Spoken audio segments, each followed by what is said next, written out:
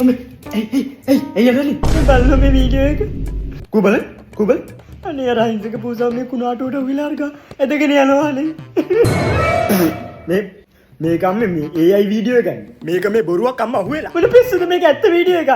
ඔය වීඩියෝ එක නම් කොහෙවත් දාන්න හදන්න එපා හරිද මම මේක අපි අර පූසාගේ ගෲප් එකක් තියෙනවා ඒකට දැම්මා පූසාම ගෙදර ඇතුලේ තියාගන්න පරිස්සම් කරගන්න කියලා මේ දවස්වල ලංකාවේ ගොඩාක් කුණාටු වෙනවා මම ඊට පස්සේ Facebook උත් දැම්මා ඌ ගොඩක් අය අර අඬන රියැක්ෂන් දාලා මට අපේ පූසා මතක් වුණා උඹට ඔය තේරෙන්නේ මේ තාත්තේ මොකක් හරි බොරුවකට අහුලාද මන් දන්නේ ඒක අල්ලන්න අඬනවා අම්මට තේරුම් කළා දුන්නේ නැද්ද අරක බොරුවක් කියලා මොනවා කියලා කියන්නේ අඬනවා ඉවරන්නේ කොච්චර වෙලා මේ පොඩ ඉන්න පෙන්වන්න දෙයක් තියෙනවා මොකක්ද තාත්තේ මේ බලපන් බිලියනර් කෙනෙක් වෙලා ක්‍රිස්ටියානෝ රොනාල්ඩෝ මේ කඩේක වැඩ කරනවා පාර්ට් ටයිම් එකක් කරනවා උඹත් මේ එක රස්සාවක් මැත්තේ නැහෙන්න එපා තව එක රස්සාවල් හොයාගන්න සයිඩ් හසල් හොයාගන්න තාත්තේ